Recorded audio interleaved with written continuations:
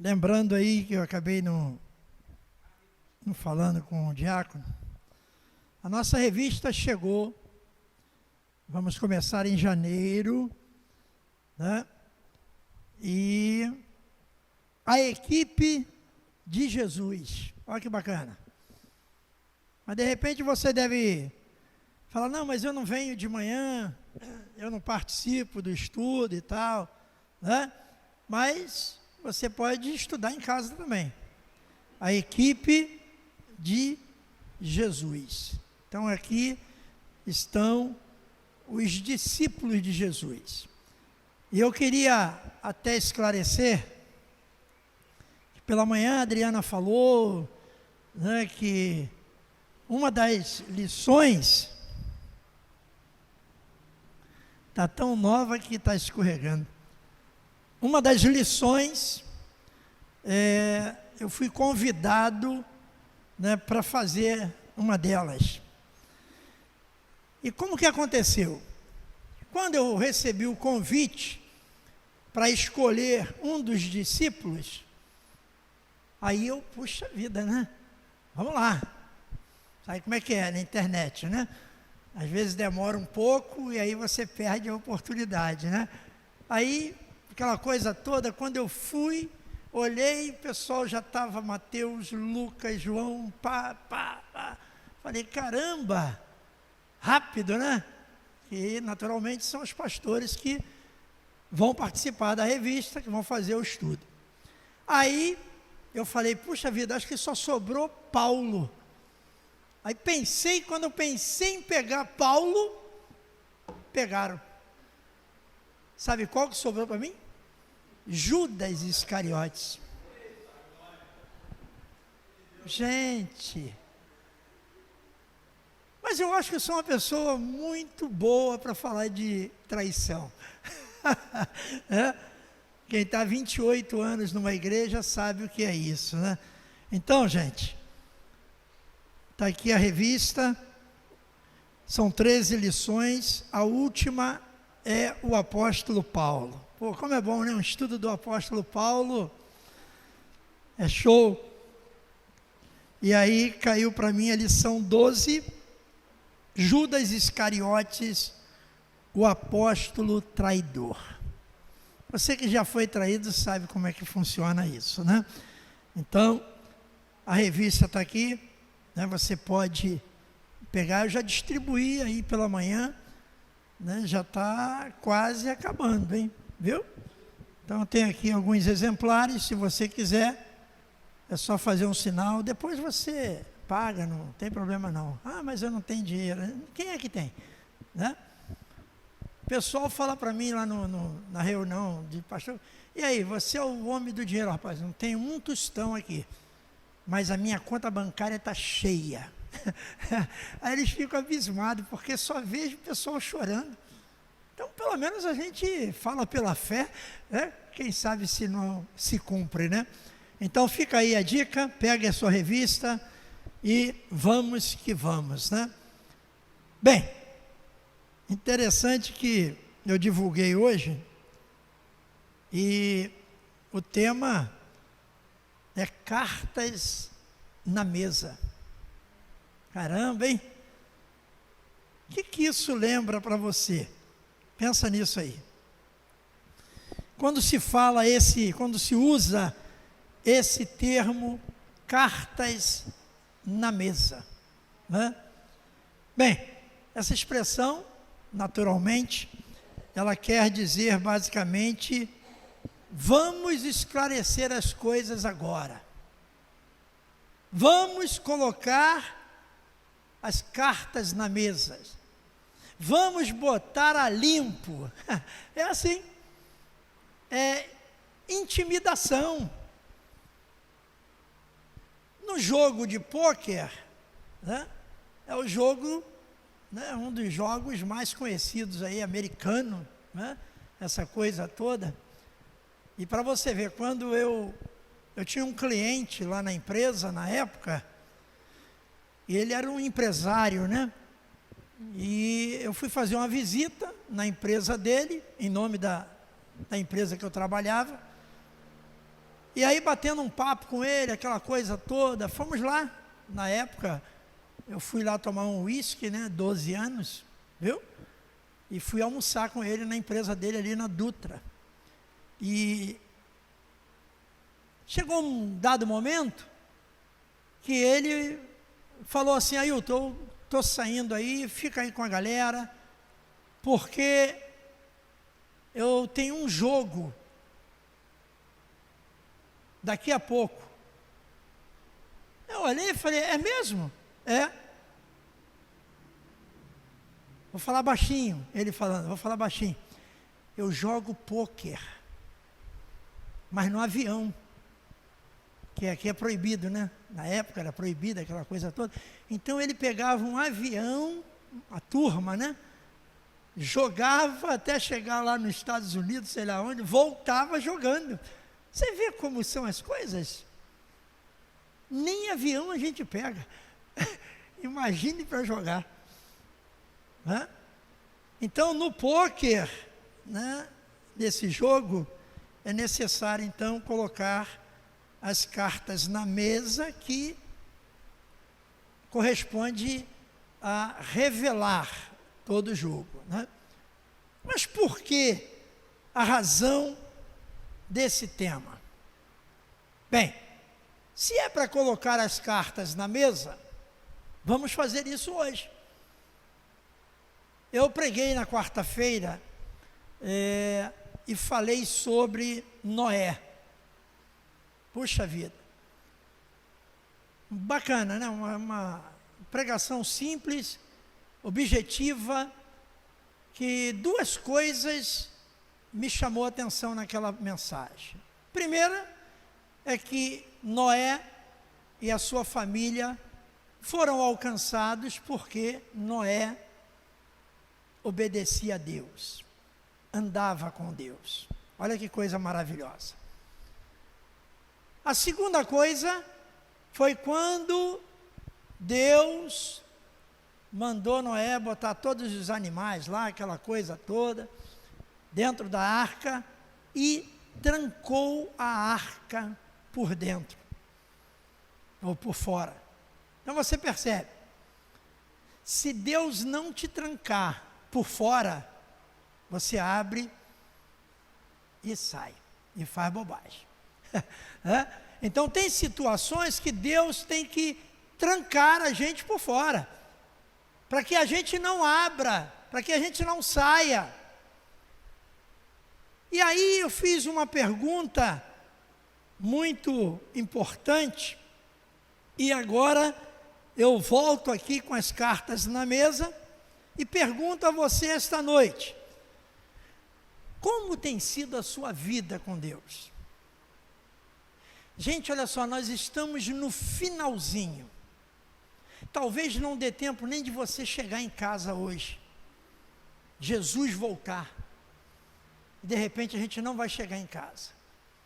A gente não vai conseguir ver aquela pessoa que nós deixamos em casa. Assim será a volta do Senhor Jesus. A Bíblia garante que será como o ladrão. Ninguém espera o ladrão, gente. O ladrão, ele vem de surpresa. E assim vai ser a volta do Senhor. E isso me incomoda. Até porque, né, eu sou pastor, e às vezes o pastor, ele dá uma mensagem e ele é criticado. Porque a mensagem às vezes é exortativa, a mensagem chama a atenção, mas gente, nós precisamos despertar. A gente está vivendo uma vida muito solta, essa é a grande realidade. Você vê agora, né, um dos juízes do Supremo proibiu a Bíblia nas escolas. Olha só que coisa. Primeiro, lembra que mandaram tirar o crucifixo, essa coisa toda dos gabinetes, das prefeituras. Então já começou a perseguição. A gente talvez não esteja percebendo por quê. Porque o desempenho do nosso inimigo é muito grande. Ele está muito preocupado com isso. E aí então ele cria muitas artimanhas para que a gente desvie o olhar do Senhor. E aí eu peguei naturalmente o texto de Atos, capítulo 2, versículo 42. Na minha versão é NAA. Nova Almeida atualizada. Vamos ler então, né? E perseveravam na doutrina dos apóstolos e na comunhão, no partir do pão e nas orações. Olha que bacana. O que é doutrina dos apóstolos, né? Será que é corte de cabelo? Decote de roupa? Tem nada a ver com isso. Né? São os fundamentos da salvação, das boas novas. Mas vamos lá. E em cada alma havia temor.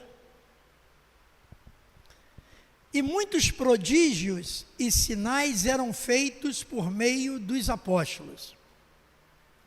Todos os que criam estavam juntos e tinham tudo em comum. Vendiam as suas propriedades e bens, distribuindo entre todos à medida que alguém tinha necessidade.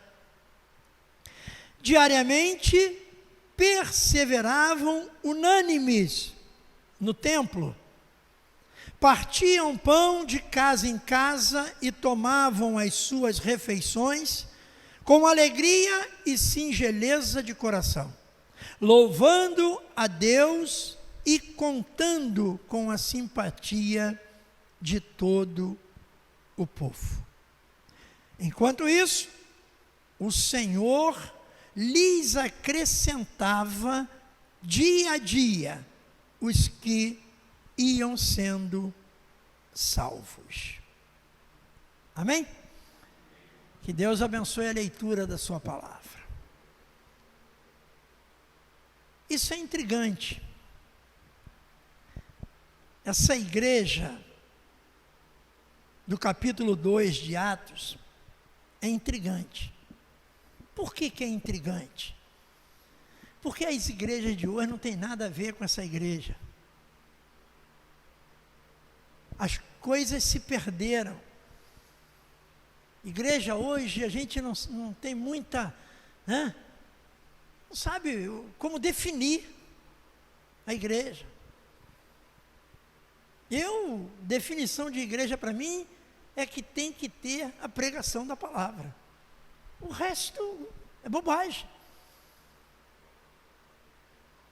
E aí então nós vemos, e esse primeiro versículo 42, quando diz que perseveravam na doutrina dos apóstolos.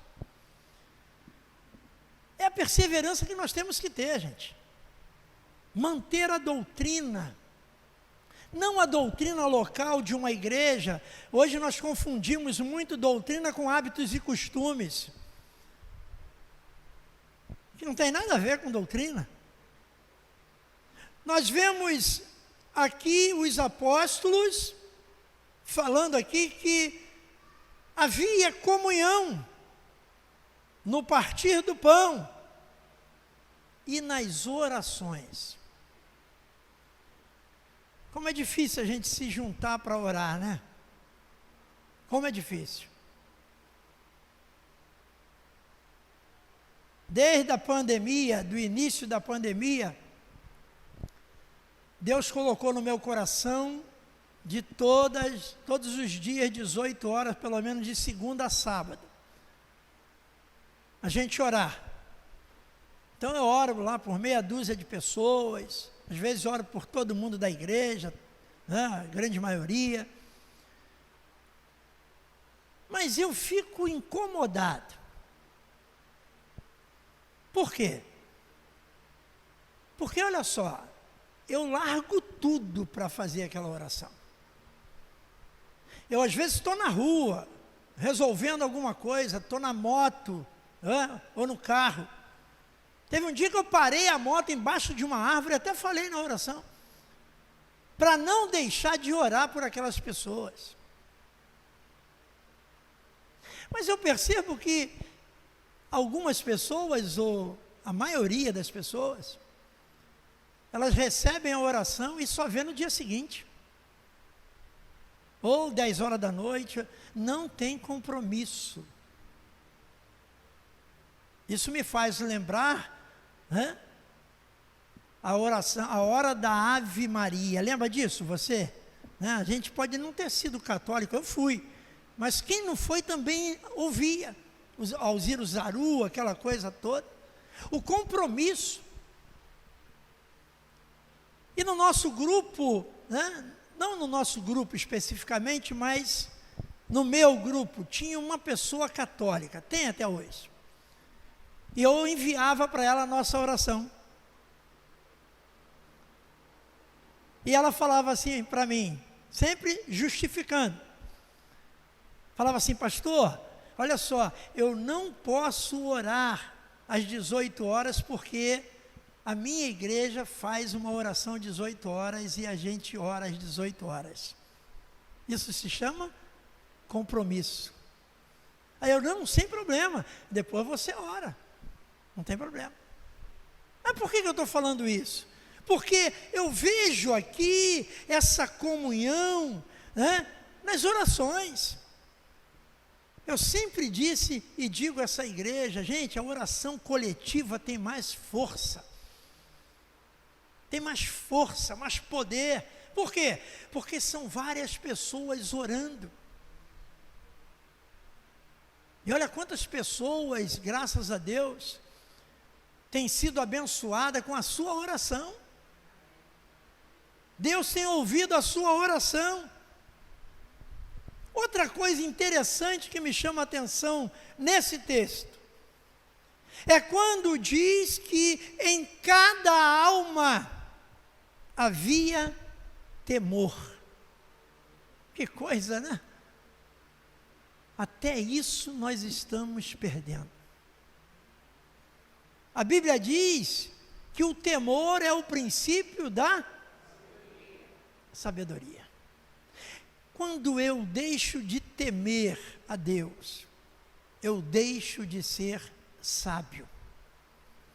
Olha que gravidade. Mas são eles que estão dizendo, a primeira igreja implantada no Novo Testamento, a igreja de Atos. Eu imagino o seguinte, Deus ele criou um padrão de igreja. Está aqui. Por que a gente tem saído desse padrão? Pô, lá na igreja podia ter uma festa de São João, de Junina. Não, isso não faz parte.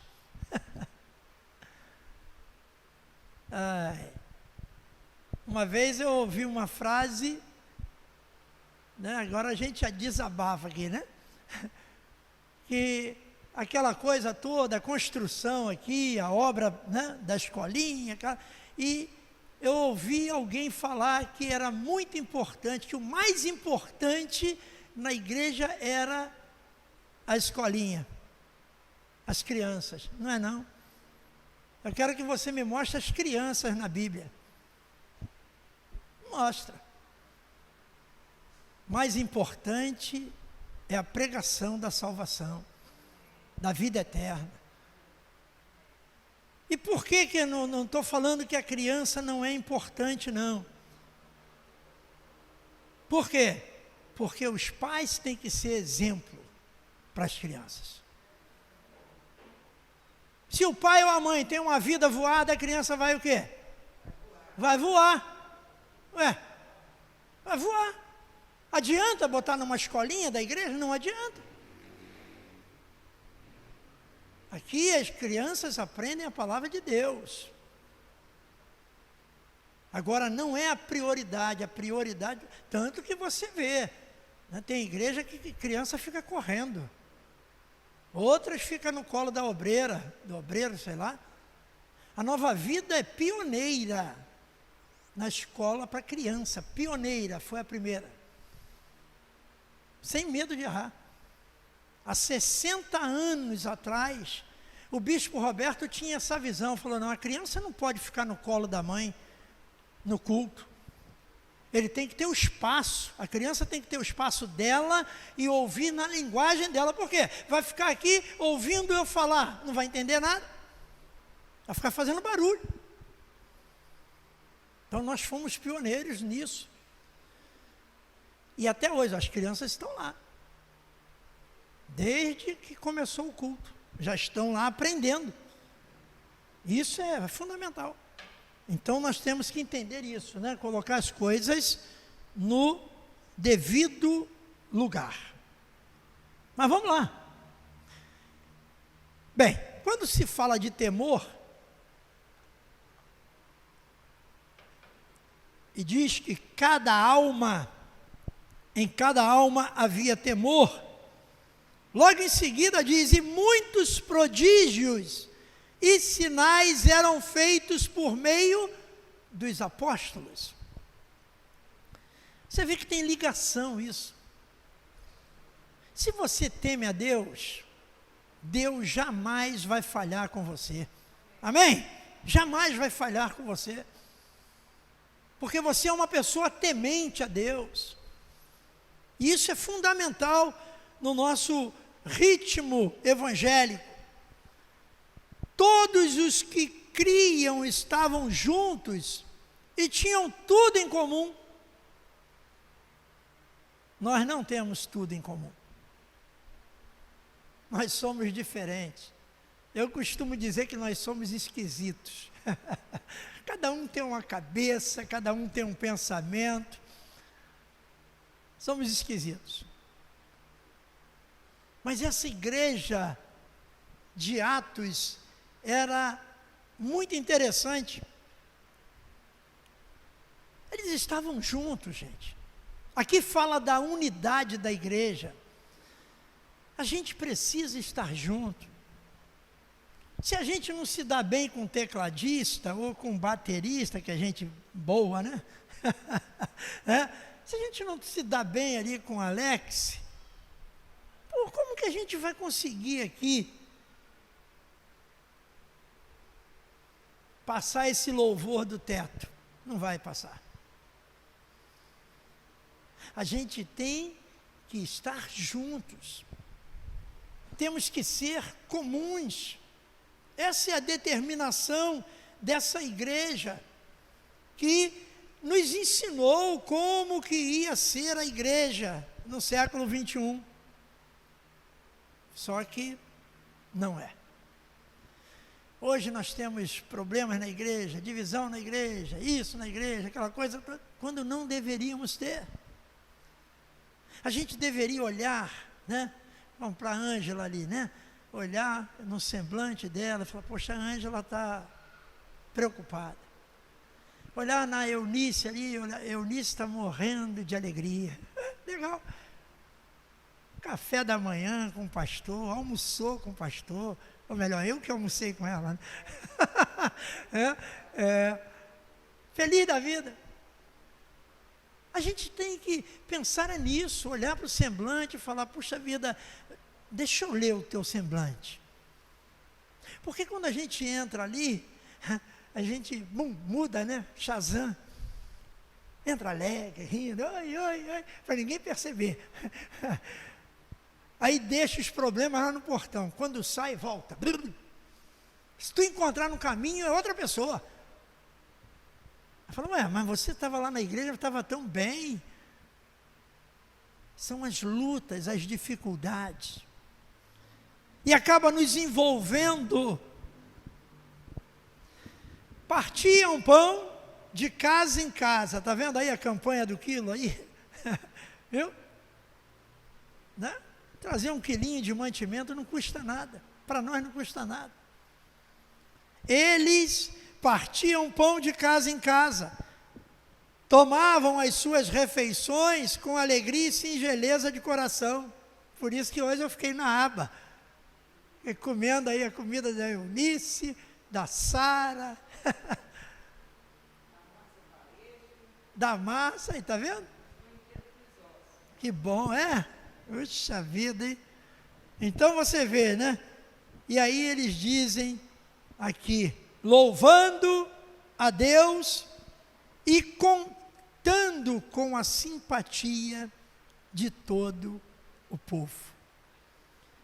Nós precisamos contar com essa simpatia.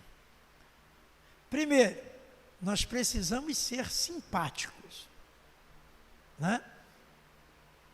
E automaticamente nós vamos conseguir a simpatia de todo o povo.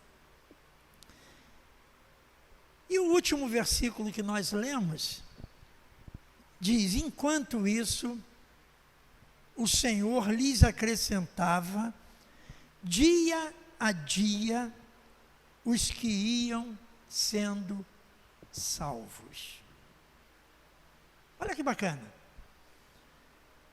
Você percebe que Deus observa as suas atitudes, o seu comportamento, os seus pensamentos, o seu ponto de vista. Deus observa tudo, gente.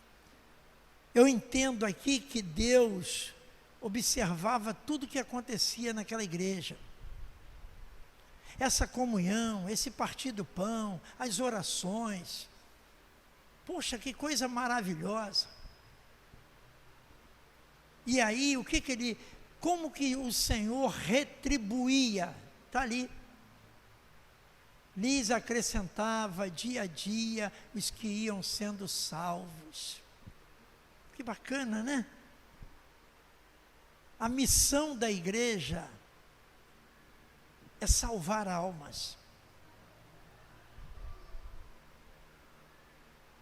Hoje tem alguns pastores que têm coragem de dizer que as igrejas não falam mais de céu e inferno, de salvação e condenação, porque o povo não aguenta, não aguenta ouvir isso. Aí a gente acaba mudando a pregação. Hoje se fala muito em prosperidade, condição financeira. Para quê? É só seguir a Deus, fazer a vontade, e a gente vai receber o retorno. O comportamento da igreja, o seu comportamento, o meu comportamento, Deus está observando. É aquela velha frase: nós podemos enganar a todo mundo, menos a Deus. Está vendo? É uma frase que perdura, né, na nossa mente, que lamentavelmente é isso mesmo, né? Então, o comportamento da igreja é fundamental. As atitudes nos desafios. Quando aparece um desafio à sua frente, qual é a sua atitude? Olha, desafios são muitos, gente. Eu não estou falando de eu lançar aqui um desafio, de você dar uma oferta, isso. Não. São os desafios da sua vida, que não são poucos, não, dentro da sua casa. Mas como você reage a esses desafios? As reações em meio às crises. E aí? Hoje nós estamos, né, de fato, bem evoluídos. Talvez muito mais evoluídos na ciência, na medicina, na tecnologia, do que essa igreja aqui, de Atos, capítulo 2. Hoje nós encaramos as crises como? Vamos falar de casamento. Crise no casamento. Caramba! Qual é o primeiro conselho? Procura um psicólogo. Um analista. Um não sei o quê. Um profissional da área. Puxa vida, mas antigamente a gente não procurava Deus. Tinha que ser o primeiro. Hoje tem pessoas, né, até líderes religiosos, fazendo psicologia. Gente, a minha psicologia para tratar do povo, da igreja, chama-se Espírito Santo de Deus. Quando eu vou atender alguém, conversar com alguém, eu peço a esse Espírito que se chama Santo, derrama a tua unção sobre mim. Eu não sei o que falar. Então, nós temos que entender as reações em meio às crises.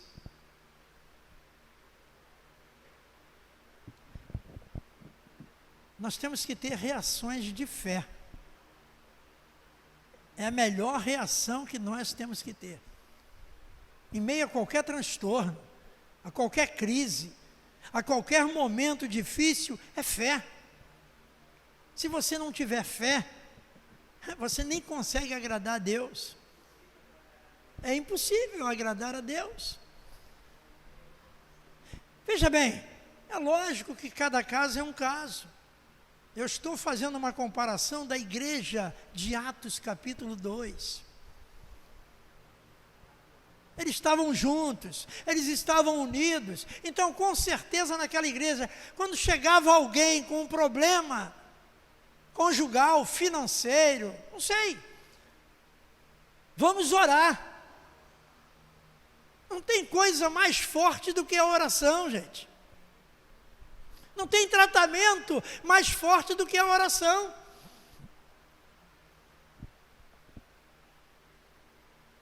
Hoje, nós precisamos buscar recursos ou ajudas externas. Não depositamos tanto no Espírito Santo a confiança como essa igreja confiava. Por isso que, essa igreja, eu fico assim, quando começo a ler Atos dos Apóstolos, os milagres, as coisas acontecendo, o Espírito Santo acrescentando pessoas na igreja. Porque você pode fazer todo tipo de evangelismo. Tudo. Ligar para o fulano e tal, dar folheto, visita, oração. A pessoa vem para a igreja, quem trouxe é o Espírito Santo. Não você. Todo mundo fala isso. Agora, quando a pessoa se aborrece e sai da igreja, foi você. Não foi o Espírito Santo.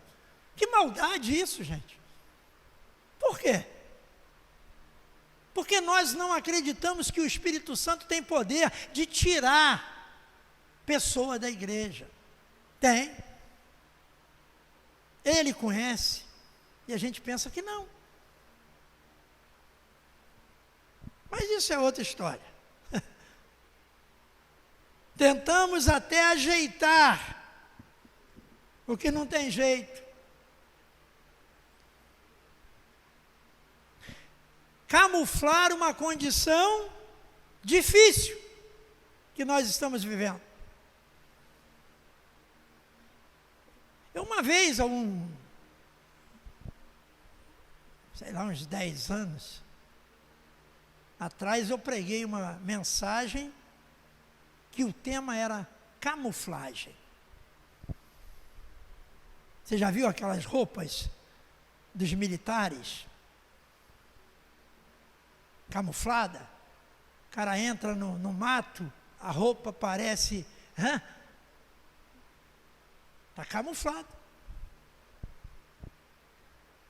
Ou seja, nós camuflamos, às vezes, uma condição difícil que a gente está vivendo. Gente, está doendo, tem que chorar. Não adianta camuflar. Está difícil, não adianta camuflar. Tem que pedir socorro. Tem que falar, pelo menos para a pessoa certa. Não vira um troço, né? Então, camuflar uma falsa felicidade, um falso relacionamento. Nesses 28 anos eu já tive tanta gente aqui, e tantas surpresas. Muitas pessoas camuflavam a felicidade, o relacionamento, e era uma surpresa quando acontecia alguma coisa. Mas a Bíblia diz que nós temos que ser autênticos. Amém? Até hoje você vai lá no cartório, né? Tira uma xerox de um documento e ele não tem valor nenhum. Você pode andar com um documento aí, uma cópia, não tem valor. Para ter valor tem que autenticar. Então você vê, a autenticidade tem que ser do cristão. Nós temos que ser autênticos. Nós não podemos participar de coisas erradas, por quê? Porque nós somos autênticos. Nós somos cristãos. E essa igreja se comportava assim. Lembra de, né? Ananias e Safira. Faltou autenticidade. Tem pessoas que camuflam uma religiosidade. Isso não salva. Tem pessoas que são extremamente religiosas. Não. Religiosidade não salva ninguém. Tem pessoas que camuflam a própria vida. Se esconde. Gente, nós somos cristãos. Nós somos de Jesus. Às vezes pagamos um preço muito alto por causa disso. Porque como é difícil você nadar contra a maré. Como é difícil você ser uma pessoa certa quando está tudo errado. Você andar na sua mão e todo mundo vindo contra. Aí você fala, estou na contramão? Porque parece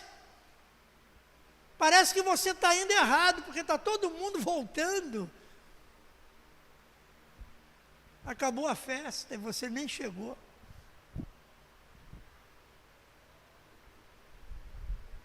Atos capítulo 2, 17. Olha só que coisa interessante.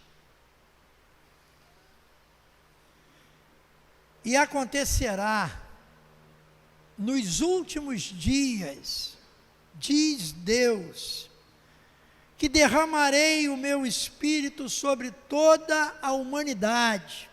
Tem uma versão que diz, né?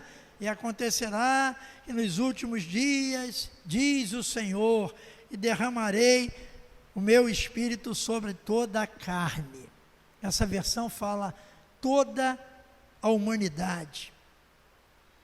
Os filhos e as filhas de vocês profetizarão. Puxa vida, hein? Percebe como é importante a gente criar o nosso filho, nosso neto, nos caminhos do Senhor? Vai chegar um tempo que a gente vai ver crianças profetizando e vai falar, não, isso é cascata. Mas está aqui. Os filhos e as filhas de vocês profetizarão, os seus jovens terão visões e os seus velhos sonharão. Está lá em Ezequiel, né? E a igreja do capítulo 2 aqui está reforçando isso para nós que estamos vivendo os últimos dias. Últimos dias. Até sobre os meus servos e sobre as minhas servas derramarei o meu espírito naqueles dias e profetizarão. Será que todo mundo vai profetizar? Não. Só os que andarem com Deus, como Noé. Do contrário, não vão profetizar.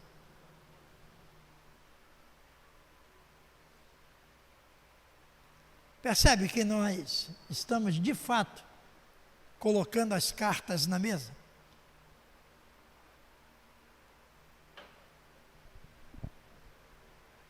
Mostrarei prodígios em cima no céu e sinais embaixo na terra: sangue, fogo e nuvens de fumaça.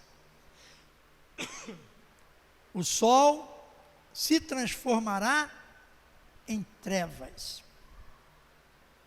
Eu recebi um videozinho hoje, não sei se é fake, né? Agora é tão difícil a gente saber. De repente eu mando para você, se for fake, aí você fica fakeado também, né? E fala justamente, né? Mostra no vídeo que quando a lua parece que ela invade a terra. Muito bacana o vídeo. E vem assim em cima da terra, uma coisa fora de série. Você já deve ter até visto, né? E aí chega um dado momento que tem um eclipse. Fica tudo escuro. Ela cobre lá o sol, sei lá. Mas é rápido. E o cara lá filmando aquilo, por isso que eu não sei se é fake, depois eu tenho que ver se é, né? Procurar lá nos sites das mentiras, para ver se é. Mas é interessante.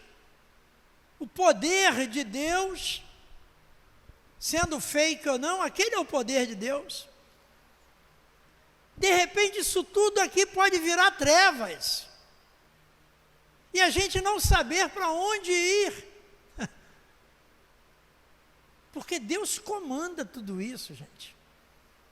Você viu, hoje caiu um raio aqui do lado da Cadeunice. Troço violento. Foi uma pancada tão violenta que a luz acabou na hora. Não? Horrível. Violento. Mas caiu pertinho aqui. Falei, meu Deus do céu. Aí a luz, pá, faltou e voltou, né? Então você vê, Deus tem o controle de tudo, gente. Sangue, fogo e nuvens de fumaça. O sol se transformará em trevas e a lua em sangue, antes que venha o grande e glorioso dia do Senhor. Você acha que ainda não começou isso? Nós não estamos vivendo esse literal aqui. Mas o mundo está em trevas, gente. Luz está brilhando em nós, graças a Deus. Mas o mundo está passando por isso, está em trevas. E para a gente finalizar, e acontecerá que todo aquele que invocar o nome do Senhor será salvo. Olha que maravilha. Então, gente, tem que acreditar nesse Deus. A gente precisa se esforçar para se manter na sua presença. Está difícil? Está difícil. O mundo tem coisas, né, que, caramba, faz a gente balançar. Mas a fórmula Eu sempre ensinei essa fórmula, né? Encha-se das coisas de Deus, que o mundo não vai atrapalhar a sua vida. As coisas belas desse mundo não atrapalharão a nossa vida, porque nós estamos cheios de Deus. Essa é a fuga que nós temos, gente. Esse é o refúgio que nós temos. Para ser essa igreja de Atos do capítulo 2. Então não espere da Nova Vida ser essa igreja. Não espere, não. Mas você tem que ser essa igreja. Individualmente. Você precisa ser essa igreja. Aí vão dizer para você, pô, mas igreja bacana era aquela de Atos capítulo 2. Não, a igreja bacana sou eu. Eu vivo aquela igreja. Eu socorro, eu amo, eu perdoo, eu aguento, né? Por quê? Porque eu sou a igreja do capítulo 2. E é isso que nós precisamos ser. Não é esse templo aqui que vai ser todo mundo junto. Não, cada um vai dar conta do que está fazendo. Essa é a realidade. Nós vamos prestar contas. Então vamos aproveitar, gente. Deus está dando uma colher de chá para a gente, olha, imensa. Por quê? Porque os dias estão sendo adiados. Para quê? Para que a nossa família seja salva. Para que você pregue para o seu vizinho, para o seu amigo, para o motorista do Uber, do táxi, sei lá. Para que você seja um instrumento na mão de Deus. E a gente às vezes não está fazendo isso. A gente está preocupado com outras coisinhas, fúteis. Quando nós deveríamos era derramar amor sobre as pessoas. Fica a dica aí. Vamos orar. Deus é maravilhoso. Em nome de Jesus, Senhor, nós te agradecemos pela tua palavra. Talvez não seja uma palavra tão confortável, porque ela vai de encontro ao que nós estamos vivendo, mas nós precisamos nos corrigir.